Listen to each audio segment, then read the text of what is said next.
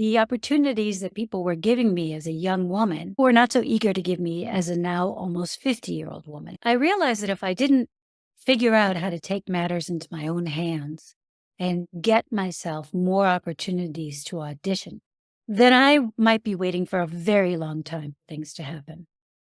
Your big dreams are not waiting for you within your comfort zone. So you must take those first few steps, as scary as they are. When you look back, what was within your comfort zone yesterday now lies behind you.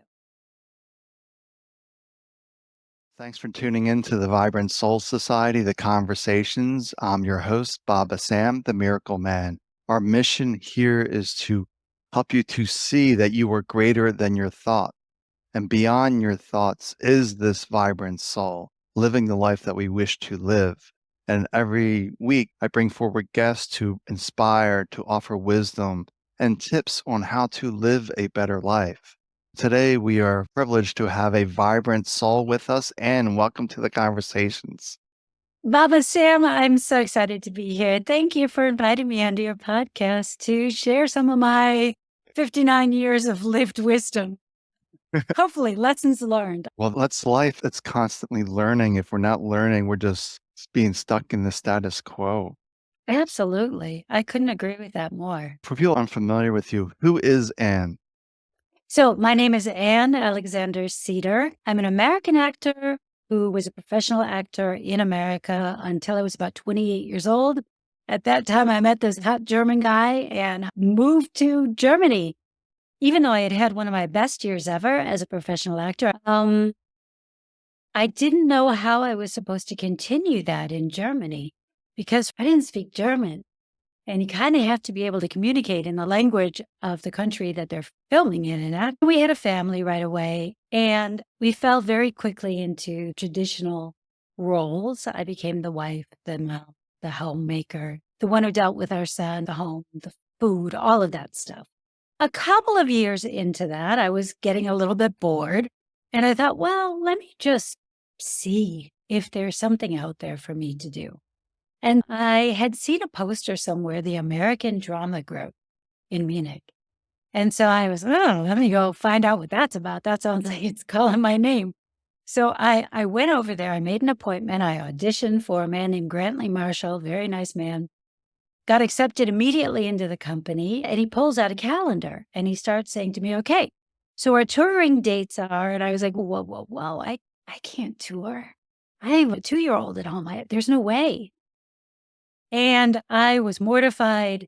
He was very nice about it for my ignorance. And I was embarrassed and got up to leave. Just as I'm about to shut the door behind myself, on a whim, I leaned back in and I said, hey, Grantley, do you know anybody here in Munich that I could reach out to? And he gave me the names of 2 men who became pivotal in launching my voiceover career in Germany. I had a fantastic voiceover career. I was really working a lot. I still had a lot of spare time, and it was never work. How can I say it? It was always fun, even like cartoons, video games that you think of as being very creative. That wasn't the work that I signed up for as an actor. I wanted to sink your teeth into it, meaty stuff. So that also, the voiceover led to presenting work, doing a lot of intros, outros for TV shows, corporate television, convention television, all of those kinds of things. It was very lucrative, but it wasn't very fulfilling. One day, when my son was about 16 years old, we had a standing movie date every Friday night. My son came to me the Thursday before, and he was like, Mom, do you mind if I don't hang out with you tomorrow and I never hang out with you again on the weekend? I was like, oh my God, let me get this dagger out of my heart. But we raise our children to be independent, so it was bittersweet. But honestly, Baba Sam, it was the first time in 16 years that I really had a chance to think about, well, how do I want to spend my weekend? And I think my husband was away on a golfing trip. And the answer very quickly was like, well, I think I'd like to see if there's an acting workshop available and just really act. I immediately sat down at my computer and Googled acting workshop Munich English, and one popped up. There was a coach out of LA. His name's Kurt Baltz, great coach. He was the guy who had his ear cut off in Reservoir Dogs. There was one spot open, and I immediately whipped out my credit card, booked that spot, and was there, bright-eyed, bushy-tailed, waiting for the workshop to start the next day. Nervous, excited, not sure if it was going to be something that would disappoint me or if it was exactly what I was looking for. And the truth is, it was exactly what I needed. I left that workshop 3 days later, feeling like I had finally found my element again, and that I had been trying to breathe underwater for 16 years. It was a no turning back moment. I came home and I told my husband, I need to act. I need to make this I need to be an actor again. I don't feel like an actor as a voiceover person or a presenter. I need to be an actor. And he didn't really think much of it at the time, but I was rusty, knowing that I had these 16 years of not really having worked on my craft. And acting is, like an athlete, like a musician. You have to constantly work on your craft to keep it in tune, right? And so the first thing that I knew I needed to do was get myself some training. So I had a couple of choices around that. I could fly to LA, fly to New York, London, and get the training there, which is excellent, and there's tons of it. But that's obviously also very expensive and time consuming. Or I could bring the coaches to me. And that's what I decided to do. So I found, first of all, a situation where I had my biggest obstacle was, how do I get this training? Because I wanted to have it in English. I didn't want to add another layer onto my craft of trying to communicate and express myself in a language that wasn't my mother tongue first. First, I wanted to get comfortable with acting in my mother tongue and then go on to it. But because by this time I had learned how to speak German. My biggest lesson was that my biggest obstacle was the path to finding the solution. How to get the training I needed around my schedule. And honestly, Baba said my original goal was just to get the training at or near the same price I would be paying if the workshops were already in Munich. But what very quickly happened was I was getting the training for free. I was building community. I was finding other actors who are on the same journey. I was building authority, which was interesting because it meant I had to fight to get the same feedback as everybody else. So I had to really say, no, please critique me. I want to hear your feedback. I'm the same as you. I'm here for the same reason you are. And it was also building my network with great coaches, casting directors, things like that. And so all of these things, as you say, you find the path, and then the path kind of opens up all of these new possibilities for you. And that's kind of what happened. My only goal was to get this training at an affordable rate. And all these other things started happening around that. I did that for about a year and a half. And then when I felt my classical conservatory training kind of clicked back into place, when I felt confident in my skills again, that's when I was like, okay, I'm done with this. And I put that aside for the moment. I went out and started to do all the things I had done as a young woman. I got an agent. I got on the casting director's radars. I started submitting myself, all those things that actors do. Within a few years of doing that, I realized with the opportunities that people were giving me as a young woman, people were not so eager to give me as a now almost 50-year-old woman. I was 47 when I had this first acting workshop that changed everything. I realized that if I didn't figure out how to take matters into my own hands and get myself more opportunities to audition, then I might be waiting for a very long time for things to happen. That's when I realized that I had learned a lot about the craft of acting, but I had learned nothing about the business of being an actor. And that set me off on a whole nother odyssey. So I had to get over my own limiting beliefs because I did have some. I thought, my God, I'm almost 50 years old. Nobody wants to see me anymore. What do I have to offer? So dealing with those feelings of not being worthy, not being enough, imposter syndrome, and also around my lack of perfect German. There were two things that I literally had no control over: my age and my accent.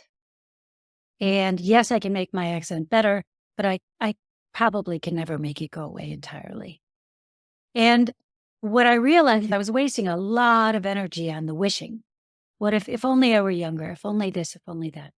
So the first thing I did was get some training around becoming a life and career coach for myself. I became a life and career coach to get over my own limiting beliefs.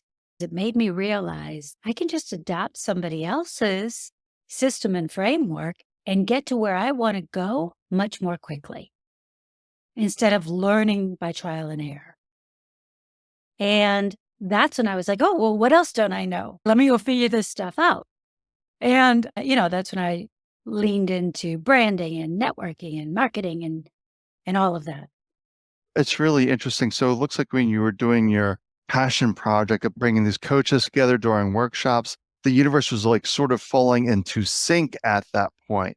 But something within you felt incomplete, what I wanted. So you switched over to something else and you quickly discovered, wait a second, you're dealing with this imposter syndrome because suddenly you're out there in the world thinking you're this 20-year-old, then you're running into all these objections that you didn't have before when you were younger. So it almost seems like it triggers something in your Not mind. entirely. So the whole point of me organizing the workshops was to become a professional actor again.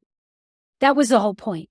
The workshops were never the point. They were always the means to the end, and Mhm. the end being, let me relaunch my acting career. Right. So, yeah, that, So yeah. once you relaunched the acting career, then the mind started to come up with all these stories why things weren't working out for you, or what was the feedback that you were getting from the casting agents about your age, your accent. So what was Not going on with so your much mindset? about my age, honestly, Baba Sam. We are our own worst enemy. The worst critiques that I was getting were from myself.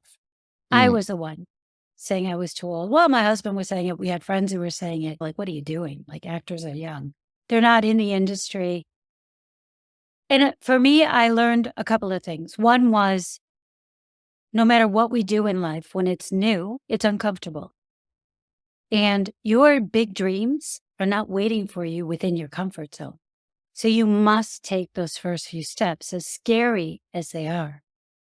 And so I have learned to let fear accompany me, because it does. The fear never goes away entirely.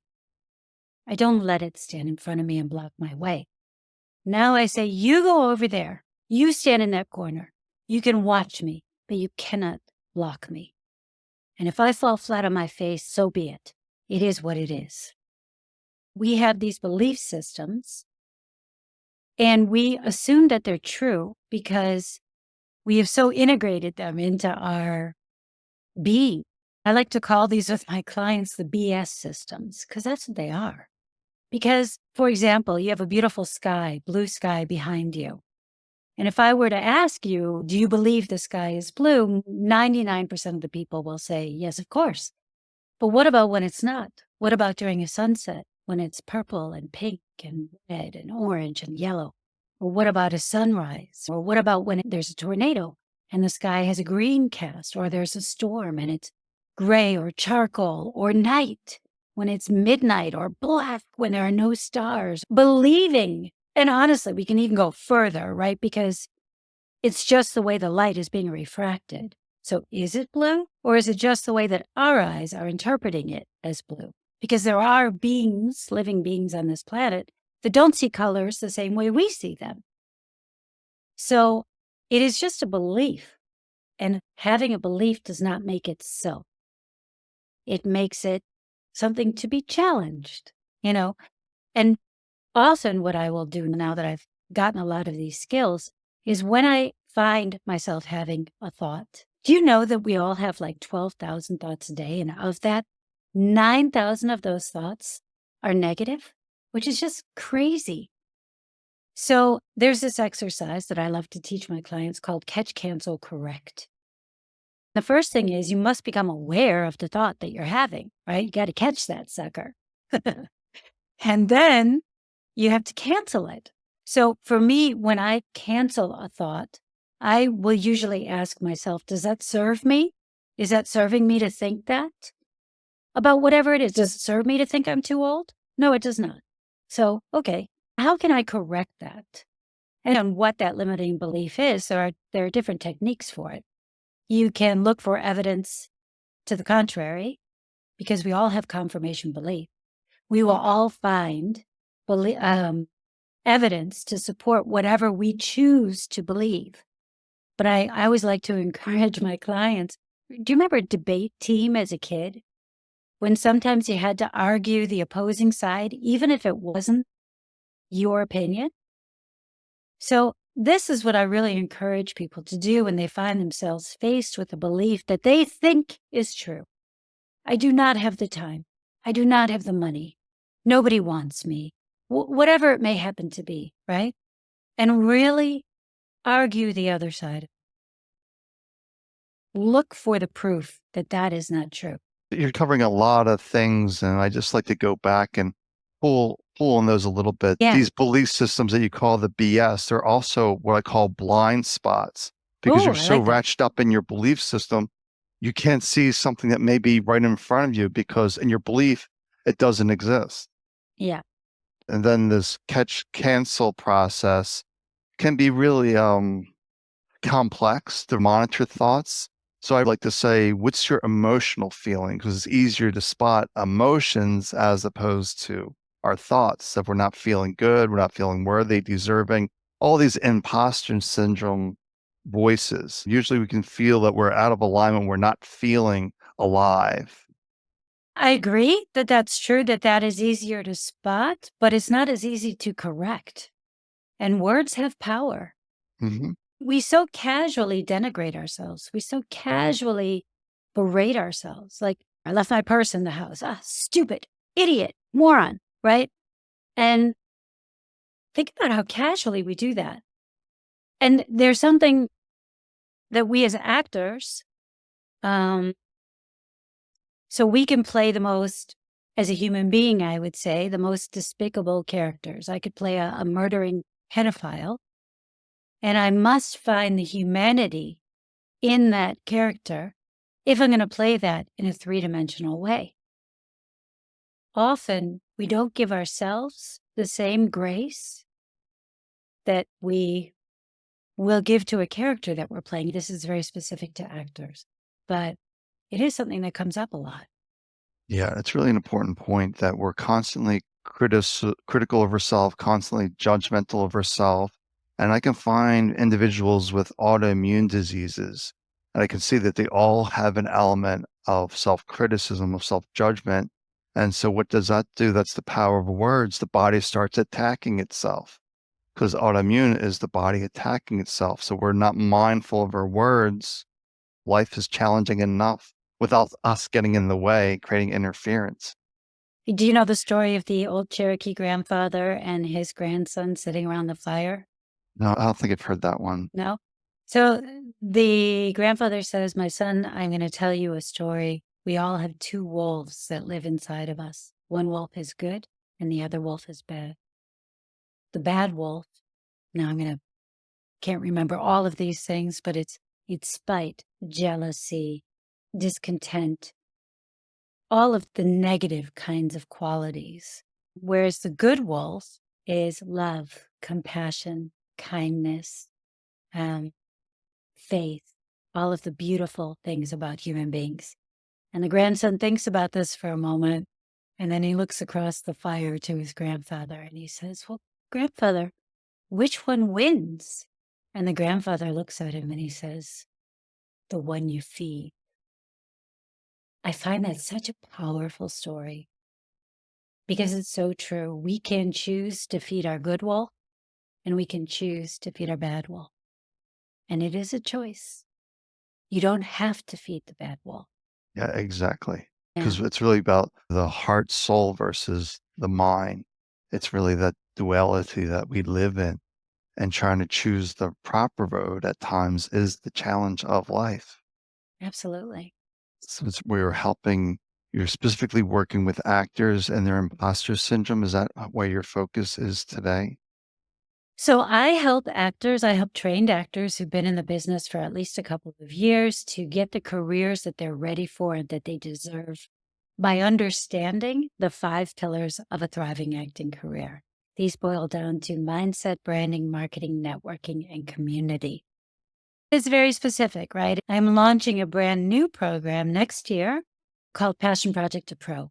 This one is teaching people how to, from the very first time we meet to the 8th time we meet, how to ideate a workshop. It's exactly what I learned myself, how to get over my own imposter syndrome by becoming better and more confident in what it was I was trying to do. Because, in this odyssey that I've had of working with lots of different coaches, I've also worked with business coaches. And what I always notice is in the communities of all of these groups, every week, if not more than once a week, at least one person will say something, I'm dealing with imposter syndrome. What do I do? And like 97 people will respond to that. Oh God, me too, me too, me too, me too, me too. And I think often that the reason that people are dealing with imposter syndrome, especially as coaches and experts, is because they've been given this false apple of belief that you only need to stay 1 or 2 tiny little steps in front of everybody that you're teaching. But if you are only 1 or 2 steps ahead of someone, you're always looking over your shoulder. Oh my gosh, how close are they? Wait, when are they going to catch up? I gotta, as opposed to really truly becoming an expert and then find the people who are at the same place you were when you began your journey. And I think often people don't know how to bridge their passion into a profession. And often, and I also see these in the community, they'll say, I'm getting coached, I'm learning about whatever it is, my curiosity, my passion, whatever that thing is. But there's a way to do it in that you are not the expert, but you are the curator of experts. And you're curating these coaches, you're curating the experts and bringing everyone together. And the more you do that, the more you learn and the more you become an expert. But in the meanwhile, you are building your community, you're building your authority, and you're building your knowledge while you are also building your income. So that was that. Those were like the first 2 iterations of my workshop. And lastly, the past few years, I've been using these workshops as a way to network with people who I want to work with. So be it casting directors, other filmmakers, whatever it is, right? But as a way to level the playing field so that we're talking to each other as one human being as to another. I have something I can offer you that is literally tangibly valuable, money, right? I can afford to pay you for this workshop. And it gives us the chance to get to know each other a bit as human beings, which as an actor is immensely useful. And if I so choose, then I can also participate in these workshops. But the beauty of Passion Project to Pro is that for anything that doesn't require a higher degree, you could use this method. Because whether it's online workshops, whether these are in-person events, whether they are retreats, whether it's a supper club or a hiking group, whatever it is, whether you want to learn more about edible fauna on your hikes, or you want to dive deep into the intricacies of baking, right? They're just literally, there's no end to it. It just depends on what you want to do. The idea behind Passion Project to Pro is giving people the bridge between their passion and making it their profession in a way that feels authentic and not impostery, and they're still earning money while they're doing it. That's great. When you're doing this, and people need to realize we go from this place of being a novice to be an expert, and we want to make this immediate jump to expert. We have to realize when you're doing each one of these workshops, each step, you're taking each step as a practice, and life is a practice, and you're working up this ladder. What's the next step I can do? And it's a step-by-step journey to get to that. So I think once you get to that level where you feel confident, then you're not dealing with that imposter syndrome. When you try to go from a novice to an expert within a week or within a day, whatever it may be, and you're not going to have that foundation in place.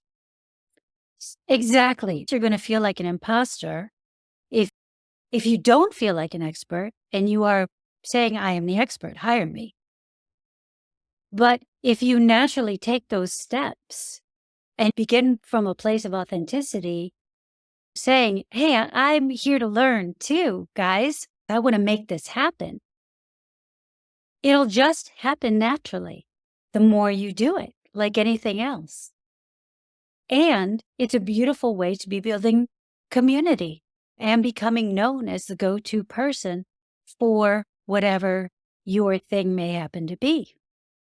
And exactly that we're always learning. Even if you're at the expert level, if you stop learning, you're not going to be the expert forever because knowledge and wisdom is going to bypass you because you're keeping yourself stuck. So it's always about learning, always moving forward.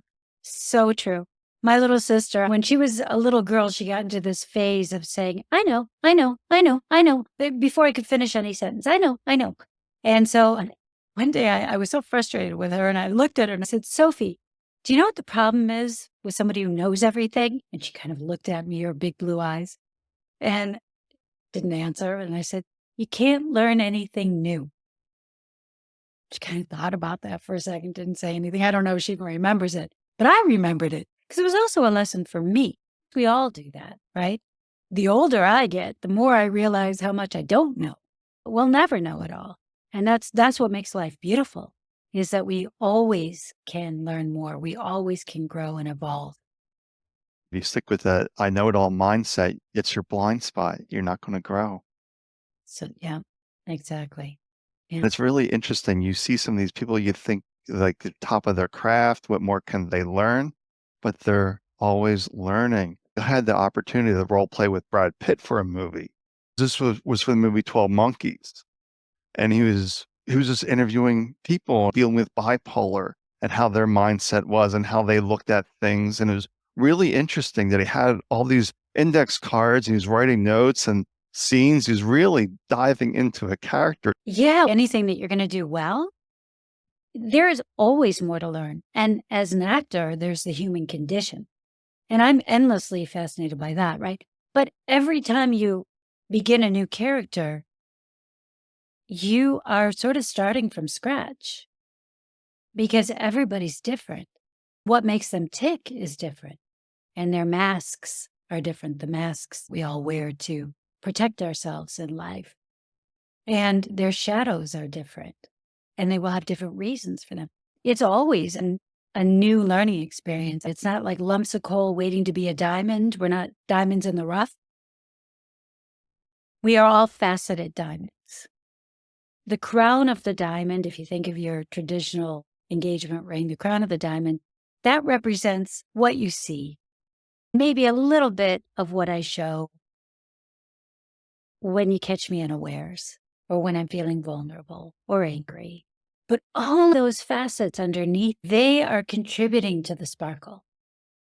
And as an actor's job, first of all, as a human being, each one of those facets represents a life you could have lived, a choice you could have taken, a road you could have followed.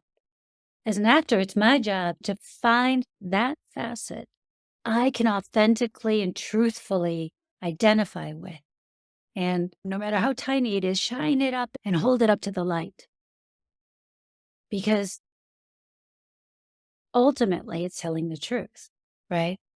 Yeah, that's really an important point. And that comes back to the imposter syndrome. Just be authentically you. And Yeah. then there's really no more imposter syndrome because you're just being you. You can't be anyone else but you. This mind can try to dim your light, dim your Yeah. facet. So it's really interesting. When Mm. you're working with individuals on this passion project, one of the first pillars you talk about is mindset. How do you get their mind into the right framework to proceed in these practices? So with Passion Project to Pro, it's not as in depth as with the actors because actors, you are the product, right? And so it's hard to separate that because the more authentic you are, the better of an actor you are. And if that gets rejected, what does that mean? So there's a ton more mindset work for the actors than there is for Passion Project to Pro. But we all have a BS system, a blind spot, whatever you want to call it. We all have a belief system that has kept us or has pushed us towards the things that we want in life. And I truly believe that your fire, whatever your passion is, your curiosity, that burning curiosity, is the universe or whatever you want to call that higher power out there telling you what your purpose on this earth is. And so there is a lot of work around that. I also believe it's important to recognize that your big dreams are not waiting for you within your comfort zone. Even if you're just taking 10 baby steps to get past the boundaries of the comfort zone, when you look back, what was within your comfort zone yesterday now lies behind you. There's this wheel of results that I like to talk about, right?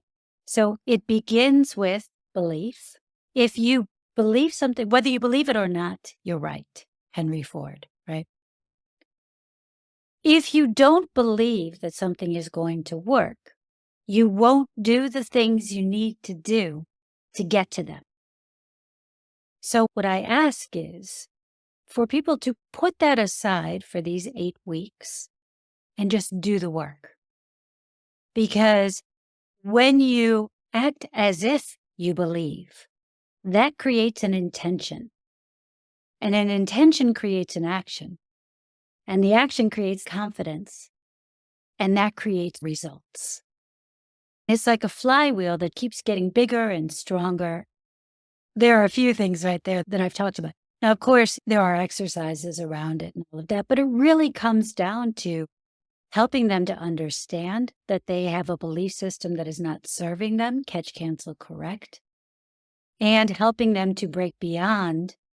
I always am telling my clients, you got to get comfortable with being uncomfortable, right? And so helping them get beyond their comfort zone because it's just the comfort zone is think of it like a helicopter mom. It's trying to keep you safe. It's not trying to keep you from your dreams. It's just scared of your dreams because it doesn't know them. You have to say, thank you. I appreciate it. I know you love me, but I'm going to do this anyway.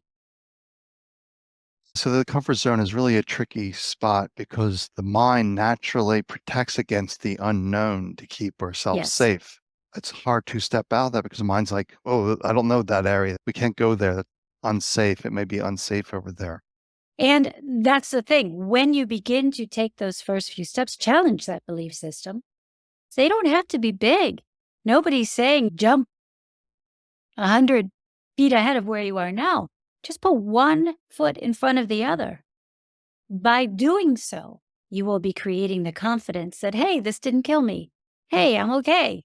Hey, it might even be better. Hey, I can kind of see the road in front of me now.